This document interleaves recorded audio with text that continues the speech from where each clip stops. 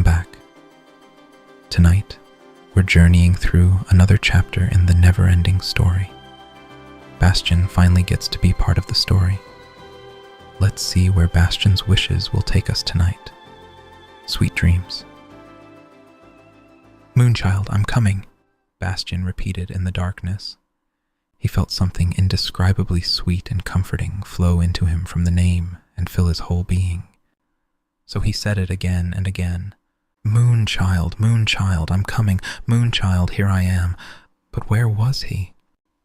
He couldn't see the slightest ray of light, but this was no longer the freezing darkness of the attic.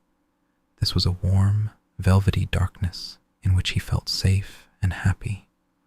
All fear and dread had left him, ceased to be anything more than a distant memory. He felt so light and gay that he even laughed softly. "Moonchild, where am I?" he asked. He no longer felt the weight of his body. He groped about and realized that he was hovering in midair. The mats were gone, and there was no ground under his feet. It was a wonderful feeling, a sense of release and boundless freedom that he had never known before. He was beyond the reach of all the things that had weighed him down and hemmed him in. Could he be hovering somewhere in the cosmos? But in the cosmos, there were stars, and here there was nothing of the kind. There was only this velvety darkness and a wonderful, happy feeling he hadn't known in all his life. Could it be that he was dead? "Moonchild, where are you?" And then he heard a delicate, bird-like voice that answered him, and that may have answered him several times without his hearing it. It seemed very near, and yet he could not have said from what direction it came. "Here I am, my Bastian." "Is it you, Moonchild?" She laughed in a strangely lilting way. "Who else would I be? Why, you've just given me my lovely name. Thank you for it. Welcome, my savior and my hero." "Where are we, Moonchild?" "I am with you and you are with me. Dream words." Yet Bastian knew for sure that he was awake and not dreaming. "Moonchild," he whispered. "Is this the end?"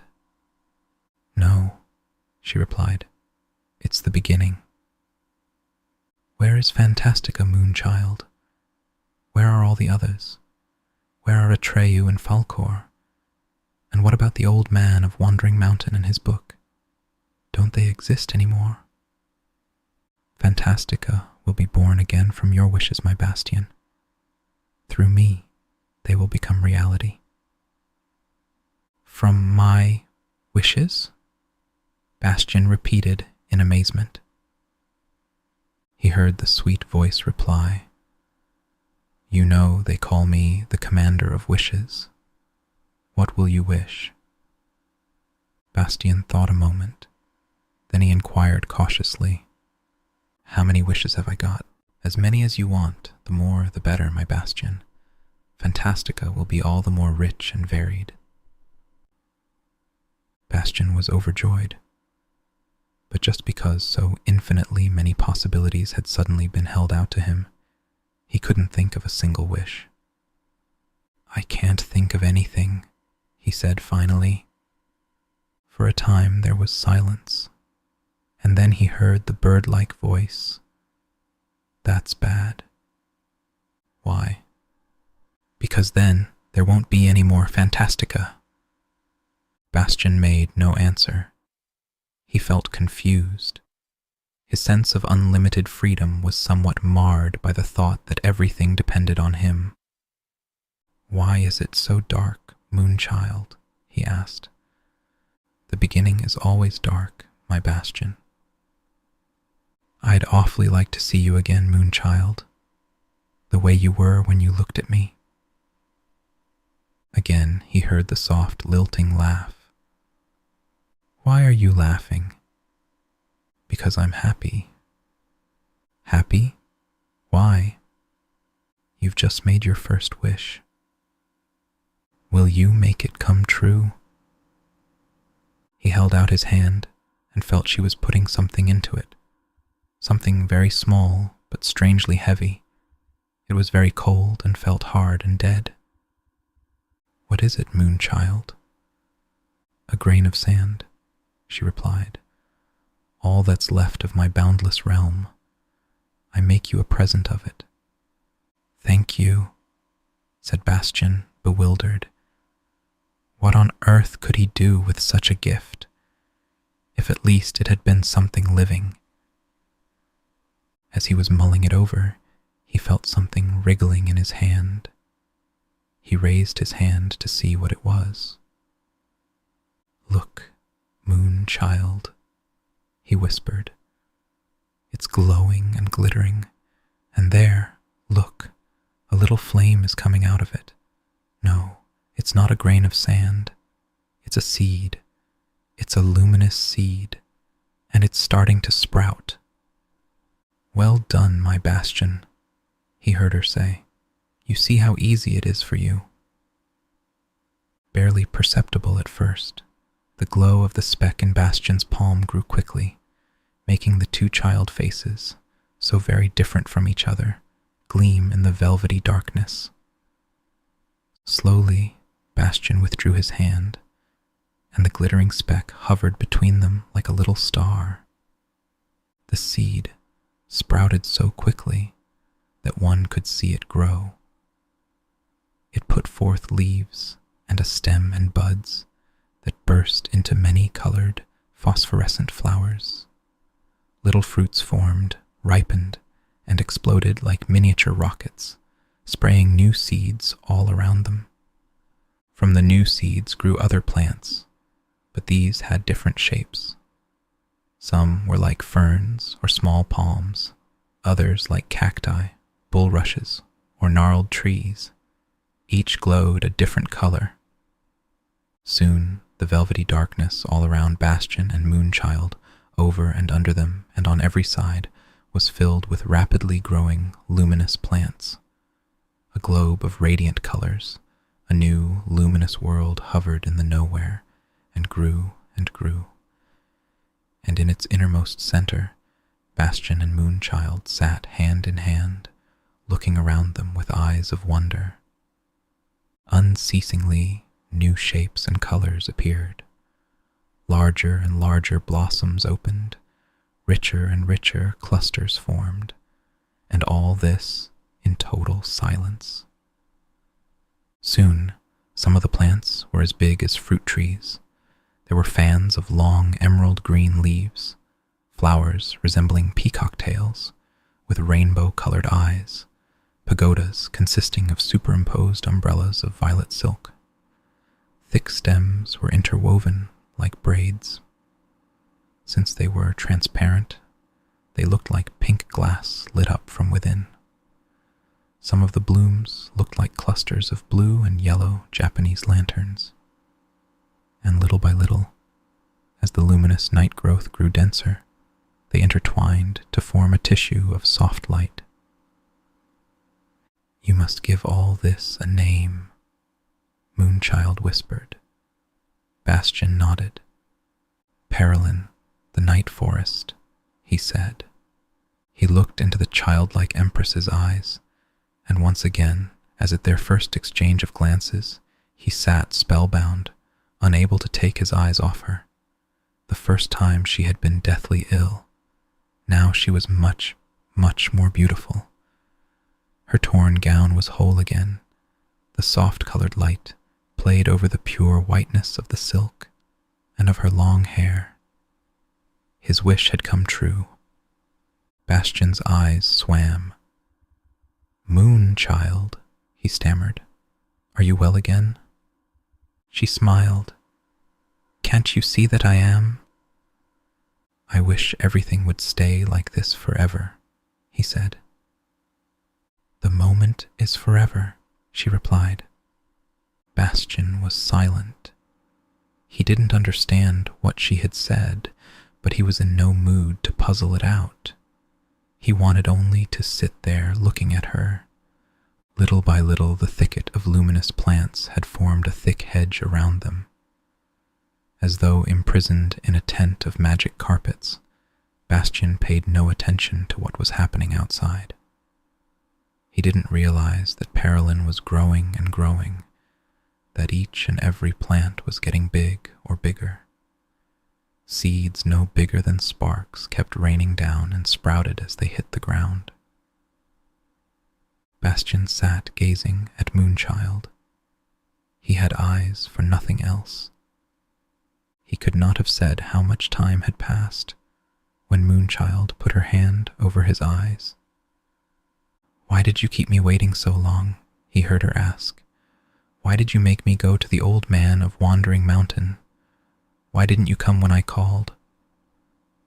Bastian gulped. "It was because," he stammered, "I thought all sorts of reasons. Fear.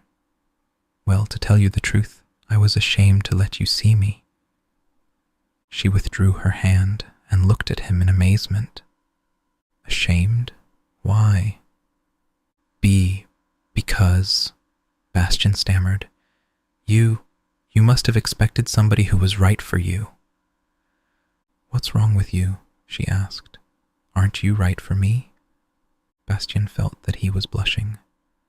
"I mean," he said, "somebody strong and brave and handsome, maybe a prince anyway, not someone like me." He couldn't see her, for he had lowered his eyes, but again he heard her soft, lilting laugh. "You see," he said, "now you're laughing at me." There was a long silence, and when Bastian finally brought himself to look up, he saw that she was bending very close to him. Her face was grave. "Let me show you something, my Bastian," she said. "Look into my eyes." Bastian obeyed, though his heart was pounding and he felt dizzy. In the golden mirror of her eyes, he saw, small at first as though far in the distance, a reflection which little by little grew larger and more distinct. It was a boy of about his own age, but this boy was slender and wonderfully handsome. His bearing was proud and erect, his face was noble, manly, and lean. He looked like a young prince from the Orient. His turban was of blue silk, and so was the silver-embroidered tunic, which reached down to his knees. His high boots, made of the softest red leather, were turned up at the toes, and he was wearing a silver glittering mantle, which hung down to the ground. But most beautiful of all were the boy's hands, which, though delicately shaped, gave an impression of unusual strength. Bastian gazed at the image with wonder and admiration. He couldn't get enough of it. He was just going to ask who this handsome young prince might be, when it came to him in a flash that this was his very own self, his reflection in Moonchild's golden eyes. In that moment he was transported, carried out of himself, and when he returned, he found he had become the handsome boy whose image he had seen. He looked down and saw exactly what he had seen in Moonchild's eyes. The soft red leather boots, the blue tunic embroidered with silver, the resplendent long mantle. He touched his turban and felt his face. His face was the same too. And then he turned toward Moonchild. She was gone. He was alone in the round room which the glowing thicket had formed. "Moonchild!" he shouted. "Moonchild!" There was no answer. Feeling utterly lost, he sat down. What was he to do now? Why had she left him alone? Where should he go? That is, if he was free to go anywhere, if he wasn't caught in a trap. While he was wondering why Moonchild should have vanished without a word of explanation, without so much as bidding him goodbye, his fingers started playing with a golden medallion that was hanging from his neck. He looked at it and let out a cry of surprise.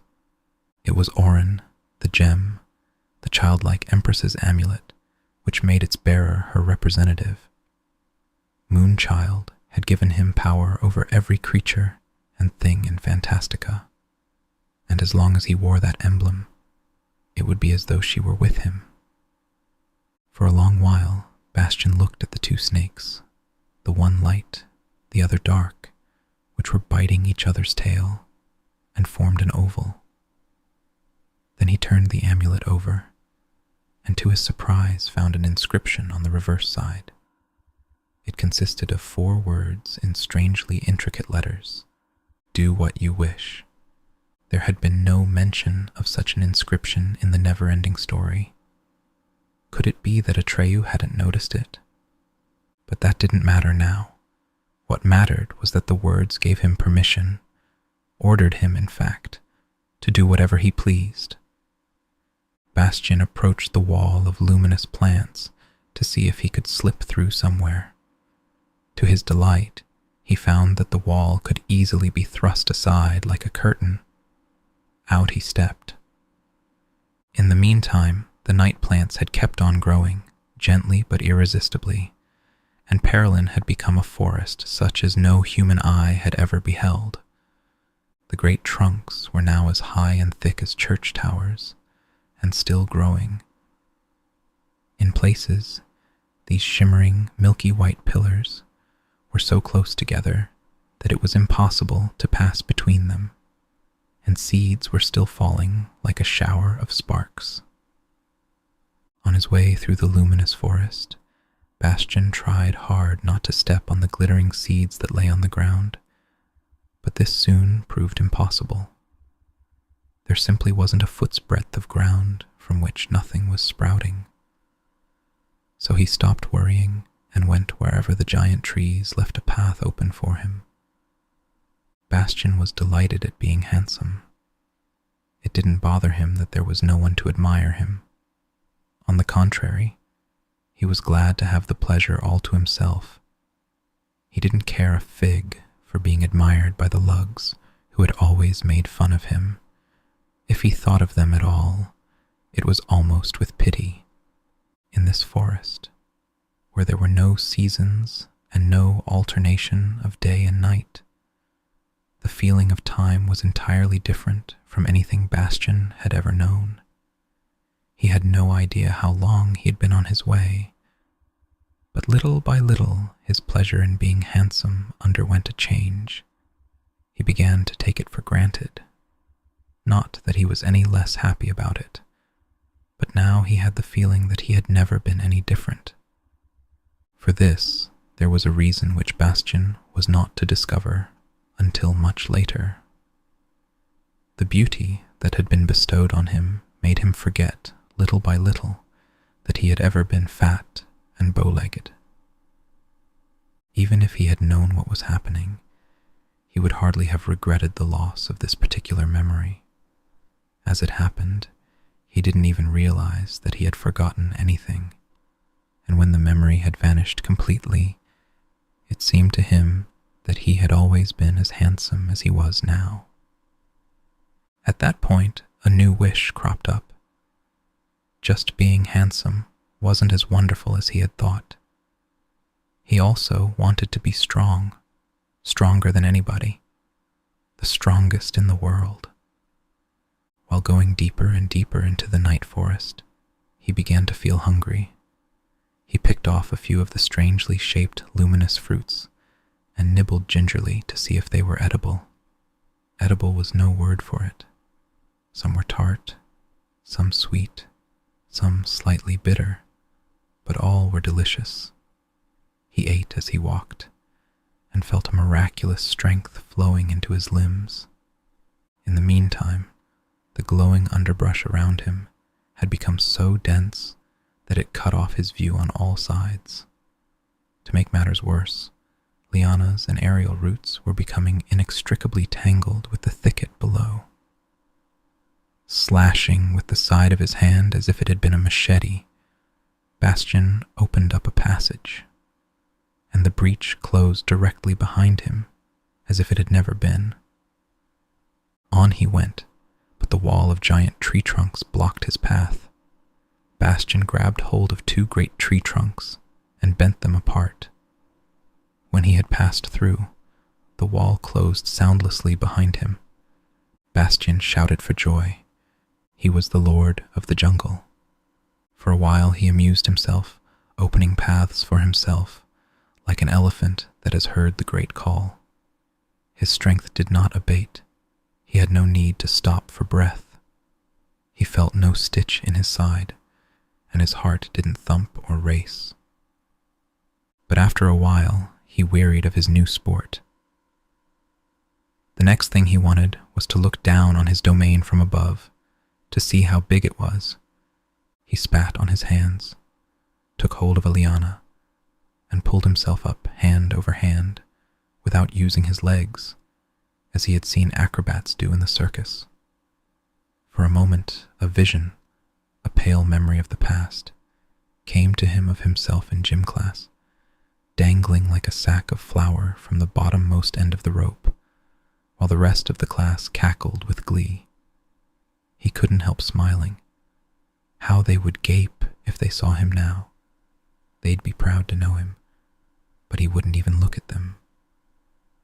Without stopping, once he finally reached the branch from which the liana was hanging, climbed up and straddled it. The branch gave off a red glow. He stood up and, balancing himself like a tightrope walker, made his way to the trunk. Here again, a dense tangle of creepers barred his way, but he had no difficulty in opening up a passage through it. At that height, the trunk was still so thick that 5 men clasping hands could not have encircled it. Another, somewhat higher branch, jutting from the trunk in a different direction, was beyond his reach, so he leapt through the air, caught hold of an aerial root, swung himself into place, made another perilous leap, and grabbed the higher branch. From there he was able to pull himself up to a still higher one.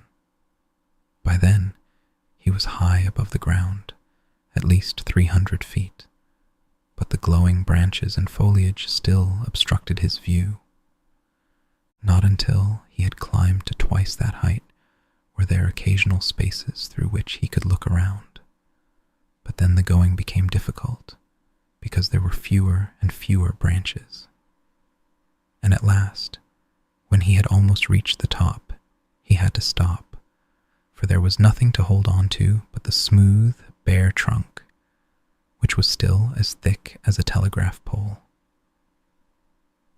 Bastian looked up and saw that the trunk or stalk ended some 50 feet higher up, in an enormous glowing dark red blossom. He didn't see how he could ever reach it, but he had to keep going, for he couldn't very well stay where he was. He threw his arms around the trunk and climbed the last 50 feet like an acrobat.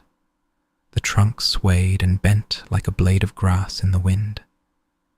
At length, he was directly below the blossom, which was open at the top like a tulip. He managed to slip one hand between 2 of the petals and take hold. Then, pushing the petals wide apart, he pulled himself up. For a moment, he lay there, for by then he was somewhat out of breath. But then he stood up and looked over the edge of the great glowing blossom, as from the crow's nest of a ship. The tree he had climbed was one of the tallest in the whole jungle, and he was able to see far into the distance. Above him, he still saw the velvety darkness of a starless night sky, but below him, as far as he could see, the treetops of Parolin presented a play of color that took his breath away. For a long time, Bastian stood there, drinking in the sight. This was his domain. He had created it. He was the lord of Parolin, and once again he shouted for joy.